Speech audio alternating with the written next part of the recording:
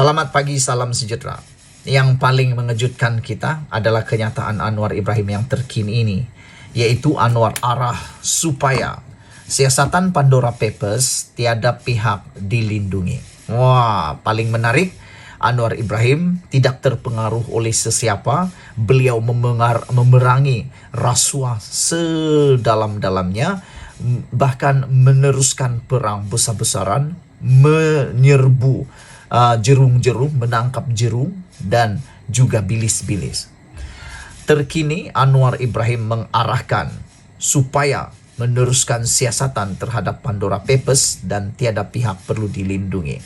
Ada orang coba persoalkan, kata mereka, lepas Anwar Ibrahim jadi Perdana Menteri, Anwar Ibrahim akan mengendurkan perang terhadap rasuah. Mereka dakwa Anwar Ibrahim tidak akan meneruskannya kerana dalam senarai dalam Pandora Papers itu ada beberapa orang yang ada kaitan dengan kepentadbiran Anwar Ibrahim, termasuklah Zahid Hamidi dan Tengku Zafrul.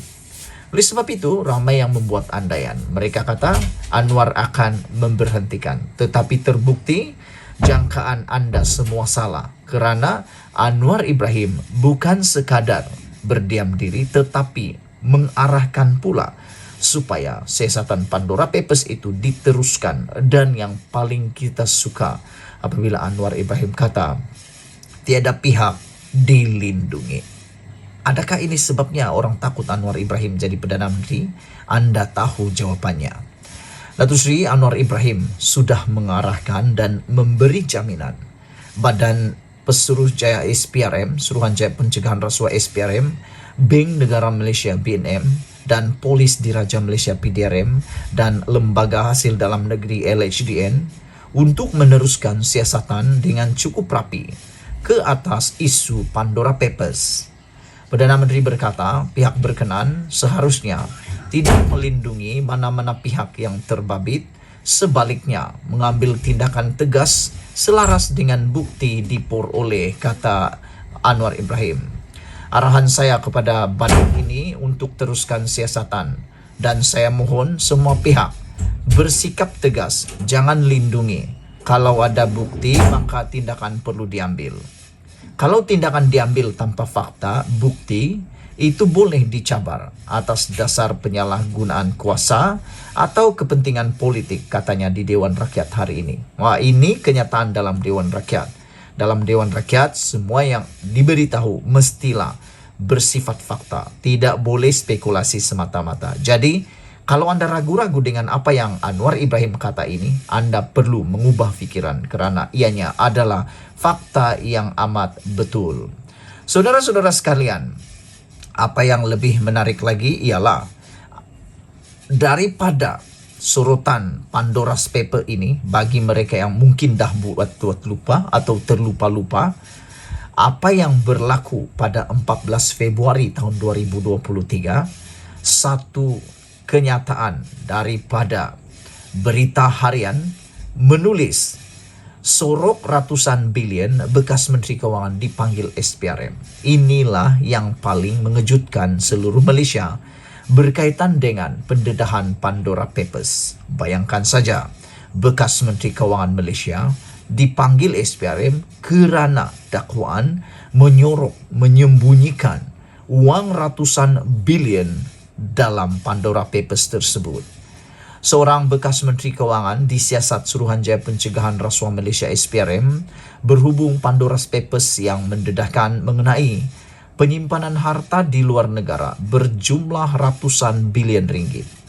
Difahamkan Menteri berkenan sudah diambil keterangan di Ibu Pejabat SPRM Putrajaya. Berita harian dimaklumkan siasatan ketika ini adalah menjurus kepada kekayaan luar biasa yang dimiliki beberapa individu termasuk bekas menteri dan individu kenamaan lain serta keluarga mereka, selain kaitannya dengan syarikat luar pesisir di luar negara. SPRM juga menyiasat kemungkinan ada hubung kait kewangan yang dimiliki hasil daripada tender atau dan projek kerajaan. Setakat ini tiada pembukuan aset dilakukan oleh SPRM. Berita harian BH Online cuba mendapatkan Ketua Pesuruhjaya SPRM Tan Sri Azam Baki berhubung perkara ini, namun belum berhasil setakat ini. Pandora Papers antara lain menyebut kira-kira 12 individu Malaysia termasuk 4 ahli politik antara puluhan ketua negara, kerajaan dan pemerintah dari serata dunia yang didapati menggunakan tempat perlindungan cukai luar pesisir bagi menyembunyikan aset bernilai ratusan juta dolar sepanjang 25 tahun lalu. Datuk Seri Anwar Ibrahim ketika menjadi Ketua Pembangkang pernah mengusulkan untuk membahaskan pendedahan Pandora Papers.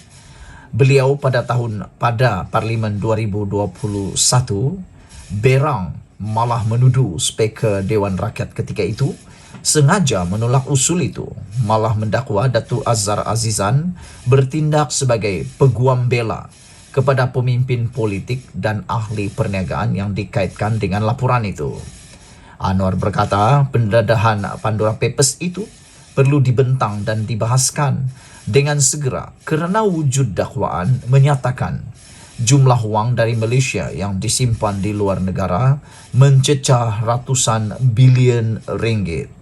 Katanya, ia wajar dibahaskan segera kerana ia bukan sahaja membabitkan Pandora Papers tetapi juga laporan Global Financial Integrity GFI 2012 serta pendedahan Panama Papers pada tahun 2015. GFI dan Panama Papers antara lain mendedahkan pengaliran wang serta negara secara haram ke luar negara berjumlah RM1,800 bilion sejak 2004 hingga 2015. Saudara-saudara sekalian, bukankah itu satu perkara yang mengejutkan kita semua? Bayangkan saja, ada bekas Menteri Kewangan telah dipanggil oleh SPRM menyorot kepada isu sorok ratusan bilion dalam pendedahan Pandora Papers. Saudara-saudara sekalian, kita berharap Anwar Ibrahim tetap gigih di dalam memperjuangkan isu Pandora Papers ini. Kerana yang menarik ialah apabila Anwar Ibrahim dengan tegas dan sekali lagi mengarahkan supaya PDRM, LHDN, Bank Negara Malaysia dan SPRM menyiasat terus meneruskan siasatan Pandora Papers ini dengan lebih rapi lagi.